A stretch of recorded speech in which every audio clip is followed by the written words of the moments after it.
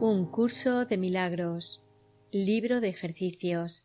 Lección 101, cuya idea es: la voluntad de Dios para mí es perfecta felicidad.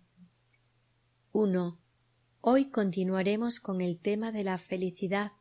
Esta idea es esencial para poder comprender el significado de la salvación. ¿Todavía crees que la salvación requiere que sufras como penitencia por tus pecados? Pero no es así. No obstante, no podrás evitar pensar que lo es, mientras sigas creyendo que el pecado es real y que el Hijo de Dios puede pecar. Recuerdo la idea: la voluntad de Dios para mí es perfecta felicidad. 2. Si el pecado es real, entonces el castigo es justo e ineludible. La salvación, por lo tanto, sólo se puede obtener mediante el sufrimiento. Si el pecado es real, la felicidad no puede sino ser una ilusión, pues ambas cosas no pueden ser verdad. Los que pecan sólo merecen muerte y dolor, y por eso es por lo que claman, pues saben que eso es lo que les espera, referido a la muerte y el dolor, y que los buscará, y que en algún punto y en algún lugar los encontrará, de modo que puedan saldar la deuda que tienen con Dios. Debido a su terror, tratan de escaparse de él, mas él los seguirá persiguiendo y ellos no podrán escapar. Recuerdo la idea: la voluntad de Dios para mí es perfecta felicidad. 3. Si el pecado es real, la salvación tiene que ser el dolor. El dolor es el costo del pecado, y si el pecado es real, el sufrimiento es inevitable. La salvación no puede sino ser temible, pues mata, aunque lentamente, y antes de otorgar el deseado favor de la muerte a las víctimas, que están casi en los huesos, antes de haber sido apaciguada, los despoja de todo. Su ira es insaciable e inclemente, aunque totalmente justa. Recuerdo la idea: la voluntad de Dios para mí es perfecta felicidad. 4. ¿Quién buscaría un castigo tan brutal? ¿Quién no huiría de la salvación, intentando por todos los medios ahogar la voz que se la ofrece? ¿Por qué habría de tratar de escuchar y aceptar su ofrecimiento? Si el pecado es real, lo que le ofrece es la muerte, que le inflige cruelmente para que esté a la par de los perversos deseos de donde nace el pecado. Si el pecado es real, la salvación se ha vuelto tu enemigo acérrimo, la maldición de Dios contra ti, que crucificaste a su Hijo. Recuerdo la idea: la voluntad de Dios para mí es perfecta felicidad. 5. Hoy necesitas las sesiones de práctica. Los ejercicios te enseñan que el pecado no es real y que todo lo que crees que inevitablemente ha de ocurrir como consecuencia de él jamás podrá suceder, pues carece de causa. Acepta la expiación con una mente receptiva, que no abrigue la creencia de que has hecho del Hijo de Dios un demonio. El pecado no existe. Practicaremos hoy este pensamiento tan a menudo como nos sea posible, pues es la base de la idea de hoy. 6. La dicha es justa y el dolor no es sino señal de que te has equivocado con respecto a ti mismo. No tengas miedo de la voluntad de Dios. Por el contrario, ampárate en ella con la absoluta confianza de que te liberará de todas las consecuencias que el pecado ha forjado en tu febril imaginación. Frases para aplicar. La voluntad de Dios para mí es perfecta felicidad. El pecado no existe ni tiene consecuencias. Así es como debes dar comienzo a tus sesiones de práctica. Luego intenta otra vez encontrar la dicha que estos pensamientos le brindarán a tu mente. 7. Da gustosamente estos 5 minutos para eliminar la pesada carga que te has echado encima al abrigar la demente creencia de que el pecado es real. Escápate hoy de la locura.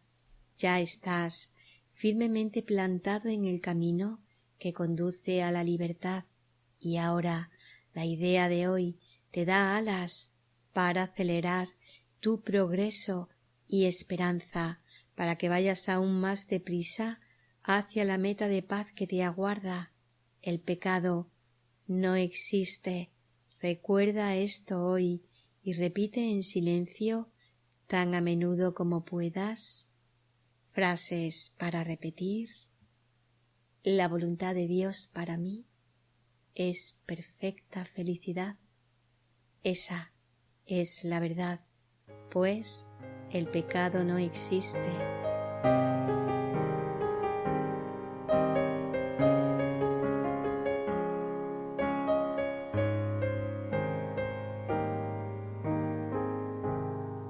Lección 101 comentada por Ken Wapnick, cuya idea es: la voluntad de Dios para mí es perfecta felicidad. Comienza Ken.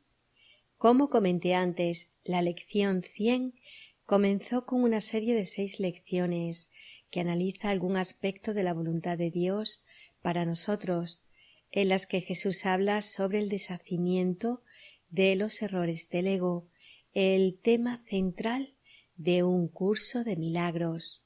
El deshacimiento del ego es la forma en que desempeñamos nuestra función de perdón, recordando quién somos. Los aspectos particulares del sistema de pensamiento del ego abordados por Jesús en esta serie son el pecado, el sufrimiento, el miedo, la aversión del ego de dar, es decir, relaciones especiales, y el sistema de pensamiento de separación en sí mismo. Antes de comenzar, permítanme regresar a mis comentarios anteriores sobre el uso del lenguaje de un curso de milagros.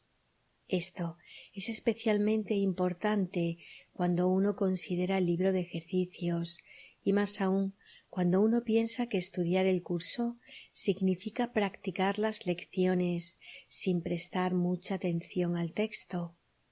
El uso de Jesús del lenguaje, en su mayor parte, debe ser entendido como metafórico, especialmente aquí. Ya hemos notado que cuando habla de Dios como solitario o incompleto, no está hablando literalmente al decir que la voluntad de Dios para nosotros es perfecta felicidad.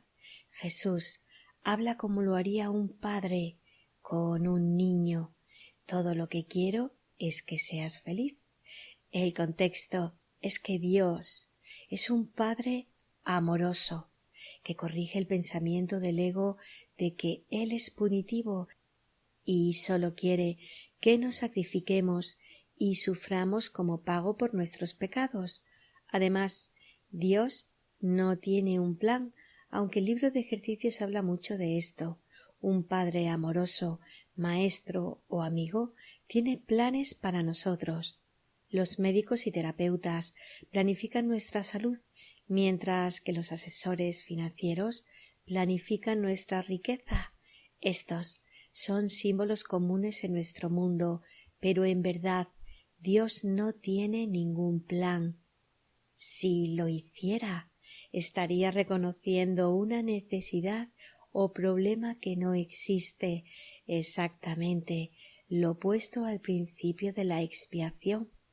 Por lo tanto, cuando leas estas palabras, ten en cuenta que Jesús es nuestro hermano mayor, hablando con nosotros los hermanos menores, que sólo pueden entender su mensaje de amor en este contexto metafórico, como es, por ejemplo, el plan o la voluntad de Dios para nosotros, simplemente apunta a su amor abstracto y no específico. Doy paso al párrafo 1. Hoy continuaremos con el tema de la felicidad. Esta idea es esencial para poder comprender el significado de la salvación. Que en Comenta veremos en breve cómo Jesús elabora sobre su enseñanza de que la salvación significa felicidad y nos habla de la versión del ego de la salvación, el sufrimiento y el sacrificio. Una vez más, es el deshacimiento del sistema de pensamiento del ego lo que nos permite aceptar la verdad de la expiación que ya está presente en nuestras mentes, aunque cubierta por estos pensamientos del ego. Continúo en el párrafo 1. ¿Todavía crees que la salvación requiere que sufras como penitencia por tus pecados? Pero no es así. No obstante, no podrás evitar pensar que lo es mientras sigas creyendo que el pecado es real y que el Hijo de Dios puede pecar. Ken aclara, recuerda el importante principio de que el pecado y la culpa exigen castigo, expresado nuevamente en esta lección y en estas dos declaraciones familiares, declaraciones que se refieren a dos pasajes. El primero, el referente al capítulo 19, sección segunda. El pecado exige castigo del mismo modo en que el error exige corrección, y la creencia de que el castigo es corrección es claramente una locura. Y el segundo párrafo pertenece al capítulo 19, sección tercera. Pues el ego lleva el pecado ante el miedo, exigiendo castigo, mas el castigo no es sino otra forma de proteger la culpabilidad, pues lo que merece castigo tuvo que haber sucedido realmente. El castigo es siempre el gran protector del pecado, al que trata con respeto y a quien honra por su perversidad. El pecado y la culpabilidad establecen que he hecho algo terrible contra Dios, quien, por lo tanto, tiene justificación para castigarme. Si creo que Él es un Dios de amor, su castigo solo puede verse como una extensión de su amorosa voluntad. En consecuencia, mi Padre quiere que sufra, así me sentiré mejor.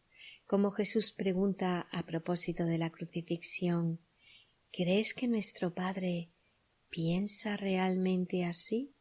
Subyacente a este pensamiento de mente se encuentra la necesidad del ego de hacer que el pecado sea real y luego hacer que parezca que es el plan de Dios que expiemos a través del sufrimiento y el sacrificio. En esta lección encontramos otra forma en la que Jesús corrige ese pensamiento equivocado. Paso ahora al párrafo 2. Si el pecado es real, entonces el castigo es justo e ineludible. La salvación, por lo tanto, sólo se puede obtener mediante el sufrimiento. Ken comenta, la frase «si el pecado es real» es un motivo recurrente a lo largo de esta lección, y notarás que este pasaje refleja la segunda y tercera leyes del caos del ego.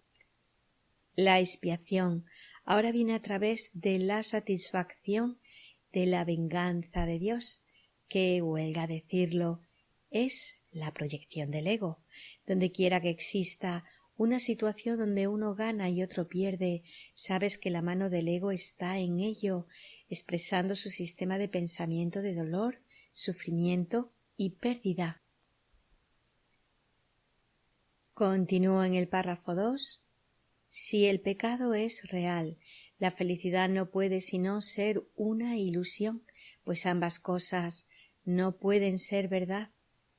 Esta es otra aparición del principio de todo o nada, nuestro nivel 1. Solo Dios es real. Si el dolor y el pecado son reales, Dios no lo es. Si se le equipara con la felicidad, que es real, no puede haber pecado. ¿Cómo podemos ser felices si creemos que asesinamos a Dios, robamos su tesoro, huimos para escapar de su ira y ahora pasamos el resto de nuestras vidas ocultándonos de su segura venganza? Y dentro del sueño del ego es una venganza segura porque vemos cómo mueren todos los seres vivos. Continúo en el párrafo 2.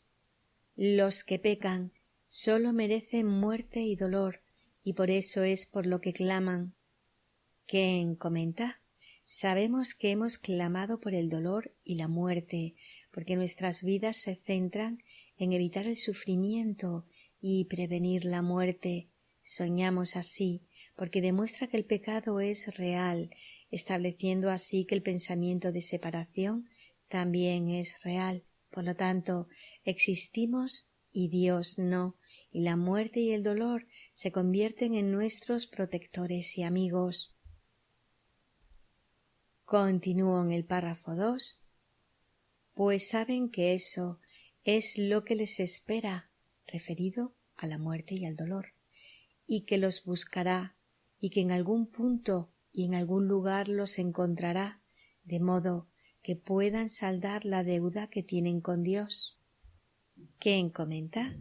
Esta es una declaración explícita del sistema de pensamiento del ego que revela por qué la vida de todos lleva consigo algún aspecto de dolor y el sufrimiento.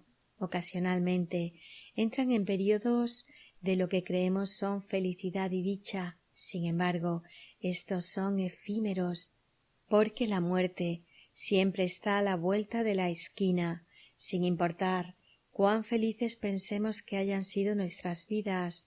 La muerte es el final seguro.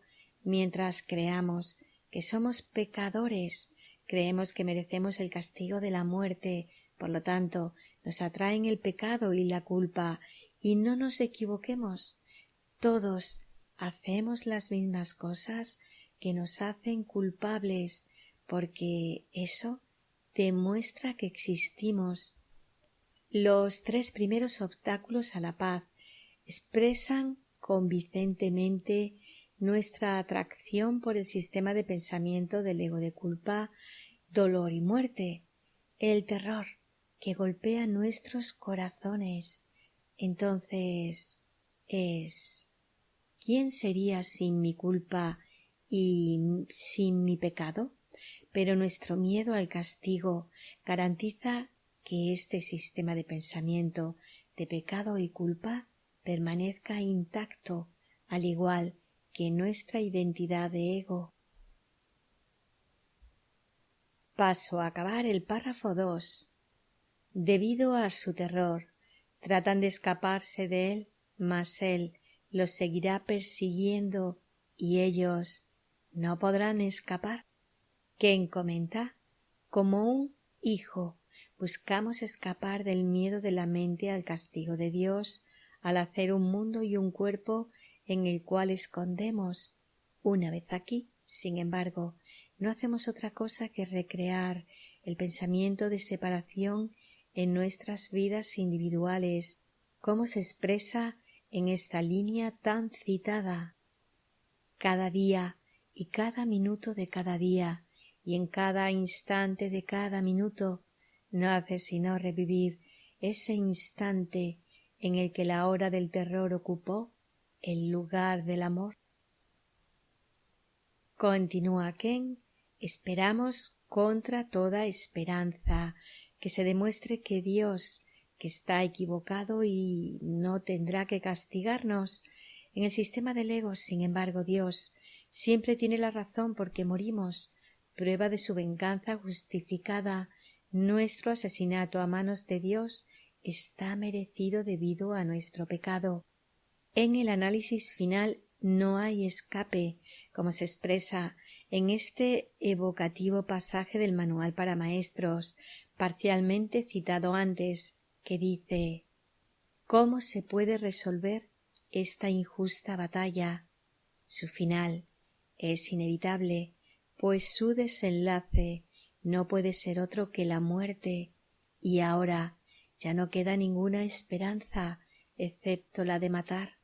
¿En eso estriba ahora la salvación? Un padre iracundo persigue a su hijo culpable. Mata o te matarán, pues estas son las únicas alternativas que tienes. Más allá de ellas no hay ninguna otra, pues lo que pasó es irreversible. La mancha de sangre no se puede quitar, y todo el que lleva esta mancha sobre sí está condenado a morir. Continúa Ken. Recordemos el maravilloso pasaje en el texto referido a un pasaje del capítulo 4, sección 5, ya discutido, donde Jesús expone la locura del ego, que nos dice que nosotros, las mentes repletas de culpa, deberíamos hacer un cuerpo para escapar de la muerte segura a manos de Dios. Luego vivimos en el cuerpo, olvidando cómo y por qué lo hicimos, y terminamos muriendo de todos modos. Debido a que hemos olvidado los orígenes del cuerpo, no tenemos más remedio que aceptar la inevitabilidad de la muerte. El único escape verdadero, cambiar de mentalidad, nos ha sido negado por el ingenio de la estrategia del ego de evitar que nos percibamos como una mente. El hecho del asunto, por supuesto, es que estamos en el cuerpo porque creíamos en el ego, que mintió. Nos dijo que estaríamos seguros si hiciéramos un cuerpo, procedimos en consecuencia, pero aunque quizás estemos seguros durante algunos años, la vulnerabilidad inherente del cuerpo hace que nuestro moribundo final sea inevitable. A través de un curso de milagros, Jesús espera que veamos a través del engaño del ego y nos daremos cuenta de que todo lo que nos dice es falso.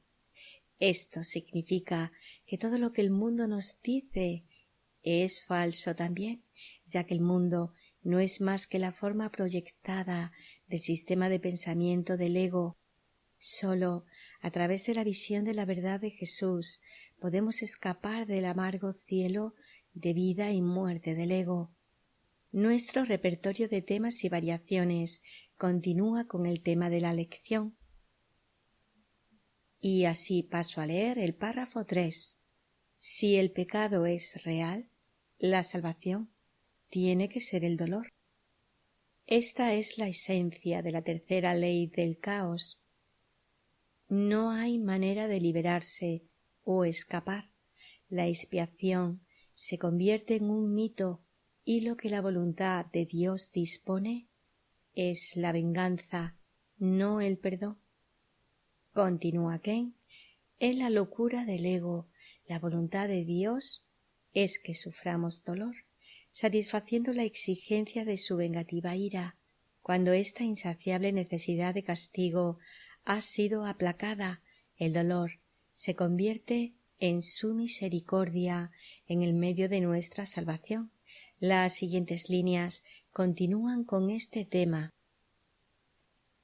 Continúo en el párrafo 3. El dolor es el costo del pecado, y si el pecado es real, el sufrimiento es inevitable. La salvación no puede sino ser temible, pues mata, aunque lentamente, y antes de otorgar el deseado favor de la muerte a las víctimas, que están casi en los huesos antes de haber sido apaciguada, los despoja de todo. Ken comenta, bien, esto describe la vida en el cuerpo. Algunos parecen salirse con la suya con menos dolor que otros, porque mueren instantáneamente en el apogeo de sus vidas, habiendo sufrido un daño mínimo. Sin embargo, el mundo los llora como aún más victimizados, porque sus vidas fueron crueles, apagadas a los 40 en lugar de a los 80. Al final, una vez más, todos mueren, por lo que no hay ninguna esperanza. Los lectores pueden recordar esta descripción del sueño del mundo a partir del texto, que dice así: «Sueñas que tu hermano está separado de ti, que es un viejo enemigo, un asesino que te acecha en la noche y planea tu muerte, deseando además que sea lenta y atroz». Continúa Ken. Además, dado que nuestros cuerpos son simplemente microcosmos del mundo, si mueren, el mundo físico finalmente morirá también. De hecho, esto es lo que los científicos nos dicen, aunque fechan su desaparición en millones, si no en miles de millones de años. Sin embargo, todo es parte del mismo sistema de pensamiento. Cuando te das cuenta de que el tiempo es una ilusión, no importa si vives durante 1 año, 90 años o 100.000 millones de años, al final tu pequeña vida terminará, lo que demuestra que no puede haber sido la vida verdadera, que, viniendo de Dios, es eterna. Recordemos nuevamente estas importantes líneas referidas a un pasaje del capítulo 23, sección segunda, que dice: «Fuera del cielo no hay vida. La vida se encuentra allí donde Dios la creó, en cualquier otro estado que no sea el cielo. La vida no es más que una ilusión. En el mejor de los casos parece vida, en el peor muerte. Ambos son, no obstante, juicios acerca de lo que no es la vida, idénticos en su inexactitud y falta de significado. Fuera del cielo la vida es imposible, y lo que no se encuentra en el cielo no se encuentra en ninguna parte». Y acaba Ken: «Nada de esto tiene sentido, a menos que recuerdes que tu identidad se encuentra en la mente y no en el cuerpo. Al ser una ilusión, el cuerpo no puede nacer y, por lo tanto, no puede morir». Acabó el párrafo 3. «Su ira es insaciable e inclemente, aunque totalmente justa». Ken comenta: «Este mundo es cruel, pero el ego nos dice que el dolor que sentimos está justificado por nuestro pecado, la obstinada creencia de que tenemos razón y que Dios está equivocado. Con cada respiro que tomamos, por lo tanto, afirmamos nuestra existencia física y pecamos contra Dios. Dado que el pecado y la culpa exigen castigo, estamos justificados en nuestro sufrimiento. Por lo tanto, es imposible creer que Dios quiere nuestra felicidad. Esto significa que mientras creamos que existimos como individuos, no podemos creer que Dios quiere que seamos felices, a pesar de lo que las religiones del mundo nos dicen. De hecho, Él solo está llevando a cabo su ira ilimitada y despiadada bajo el disfraz de la salvación, corrigiendo esta locura. Jesús enseña que la voluntad de Dios para nosotros es perfecta felicidad, asegurando que debemos despertar de nuestra pesadilla de dolor para aprender que nuestra existencia individual no era más que un sueño, porque nuestra realidad como Cristo no ha cambiado. Paso al párrafo 4. ¿Quién buscaría un castigo tan brutal? ¿Quién no huiría de la salvación, intentando por todos los medios ahogar la voz que se la ofrece? Ken aclara: una vez que creemos que la salvación es la muerte? ¿Por qué no querríamos huir de Dios y de Jesús? Es por eso que si extendemos lógicamente estas palabras, ningún cristiano podría amar verdaderamente a su Salvador, porque exige sufrimiento y sacrificio, juicio y castigo. De hecho, Jesús fue la máxima víctima del sufrimiento y el sacrificio en cumplimiento de la noción punitiva de la justicia de Dios. ¿Quién podría amar a alguien que, representando a Dios, desea nuestra muerte? Además, esta muerte, si es verdaderamente redentora, debe ser dolorosa. Sin embargo, la situación empeora. Como no podemos tolerar la culpa por nuestro pecado de no amar a Jesús, la reprimimos, lo que inevitablemente lleva a su proyección. Así es la culpabilidad en nombre del juego del ego. Cuanto más culpables nos sentimos, más secretos somos y mayor es nuestra necesidad de negar nuestro pecado y de culpar a los demás, hasta incluso a Dios y a Jesús. Estas dinámicas de mente se convierten en el medio para ahogar la voz de Dios. No es de extrañar entonces que no haya ninguna esperanza en este mundo. Continuó en el párrafo 4. ¿Por qué habría de tratar de escuchar y aceptar su ofrecimiento? ¿Quién comenta? Esto explica el uso que Jesús hace de la metáfora para describir el amor de Dios.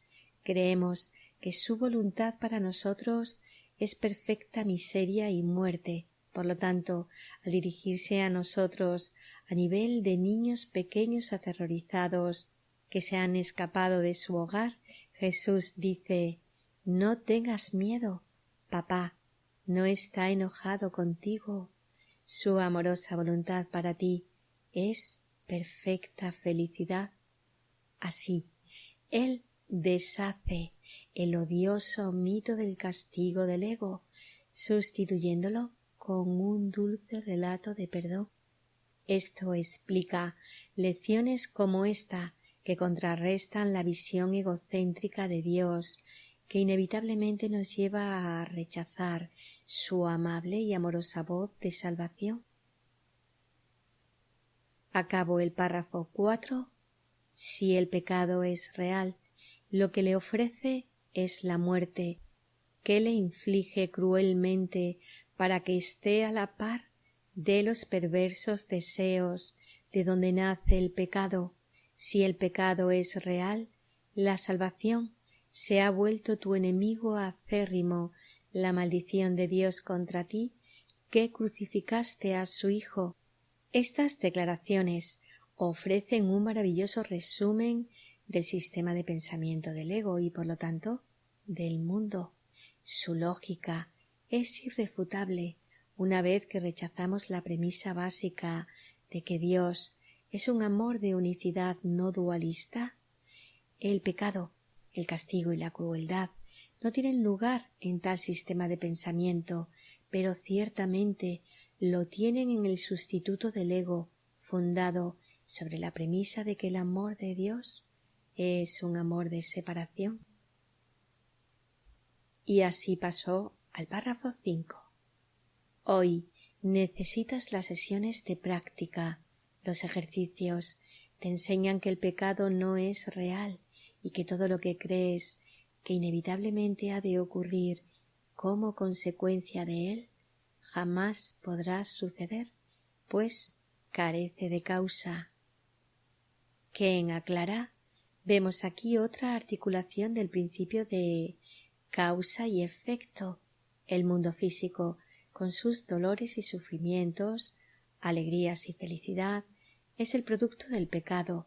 Si aprendemos que el pecado no es real, porque nunca nos separamos del amor de Dios, habremos deshecho la causa, y sin una causa no puede haber ningún efecto.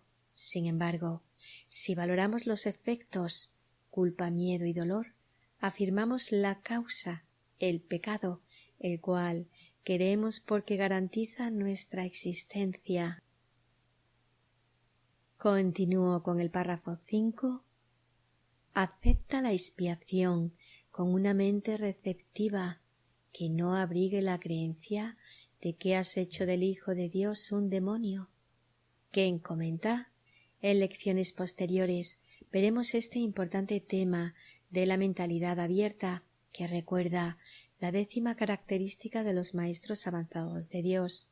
Esto se logra dejando ir el desorden del ego que colocamos en nuestras mentes para desterrar la expiación. El núcleo de este desorden es la culpabilidad, que en verdad habíamos hecho del Hijo de Dios un demonio. Sin embargo, a través de la liberación de la culpabilidad, es el Hijo de Dios redimido, restaurado finalmente a su identidad como Cristo. Y ahora paso a acabar el párrafo 5. El pecado no existe.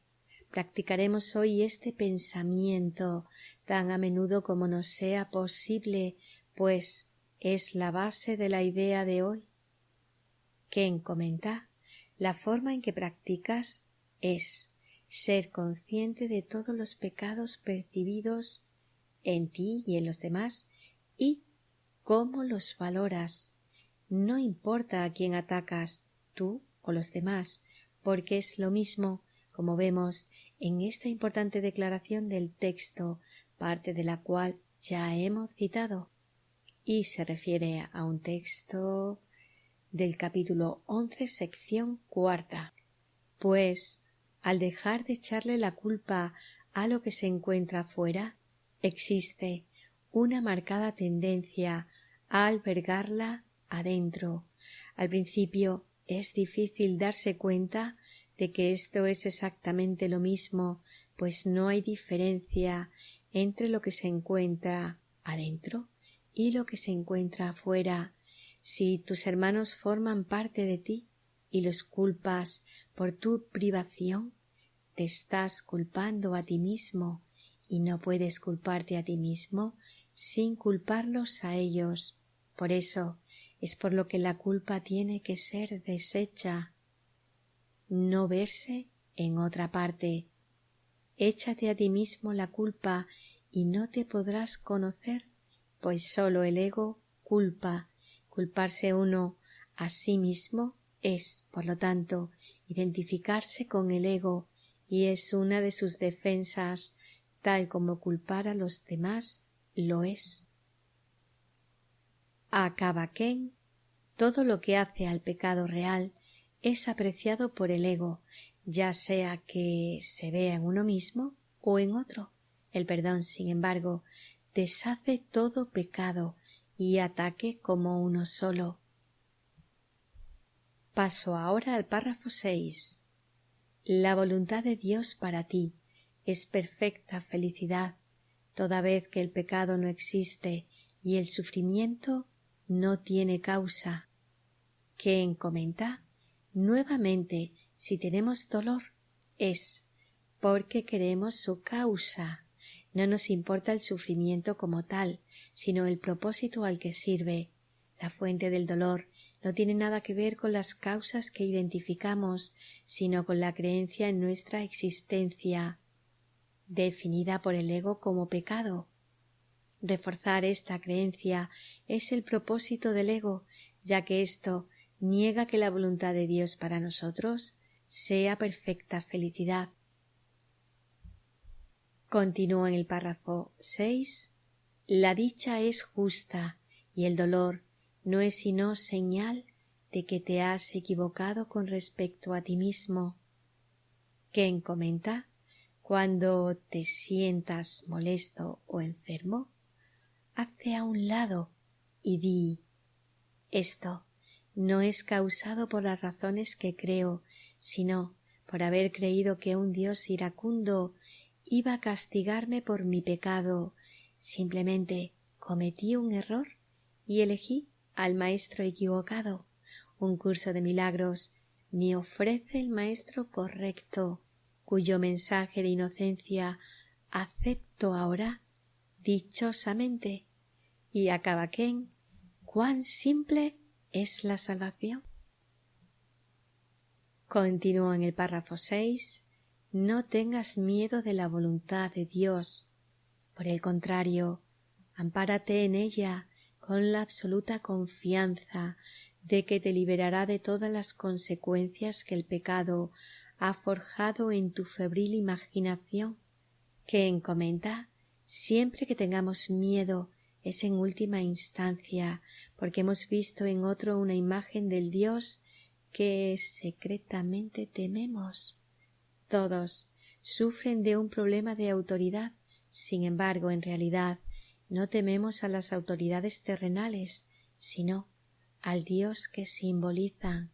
Creemos que este ego Dios está decidido a castigarnos debido a nuestro pecado de rechazarlo y traicionarlo, abandonando su amor para establecer nuestro propio reino de amor especial. En lugar de creer estas febriles mentiras, deberíamos decir. Y continúo en el párrafo 6. Frases para aplicar. La voluntad de Dios para mí es perfecta felicidad. El pecado no existe ni tiene consecuencias. Que comenta, siempre queremos demostrar a nosotros mismos, al mundo y a Dios que el pecado tiene una consecuencia y la consecuencia soy yo. Me miro en el espejo cada mañana y veo la consecuencia, el efecto físico de mi pecado. Luego sigo mi día demostrando que esta es la verdad. Si soy culpable por lo que estoy haciendo, demuestro la realidad del pecado al proyectarlo en otros. De cualquier manera, yo existo y la voluntad de Dios para su Hijo es perfecta miseria. Es nuestra percepción de nuestro hermano lo que nos permite ver cómo hemos percibido a Dios. Este pasaje, ya citado del texto, ilustra este hecho perceptivo. Pasaje que corresponde al capítulo 27, sección 7. Él, referido a nuestro hermano, representa a su Padre, a quien ves ofreciéndote tanto vida como muerte. Hermano, lo único que Él da es vida. Sin embargo, los regalos que crees que tu hermano te ofrece representan los regalos que sueñas que tu Padre te hace a ti. Y Acabaquén, por lo tanto, es el perdón de los demás, lo que nos permite perdonar a Dios. Más allá de nuestra creencia en el pecado se encuentra la visión de Cristo del Espíritu Santo para ser visto primero en otro y luego en nosotros mismos, esperando pacientemente nuestra aceptación.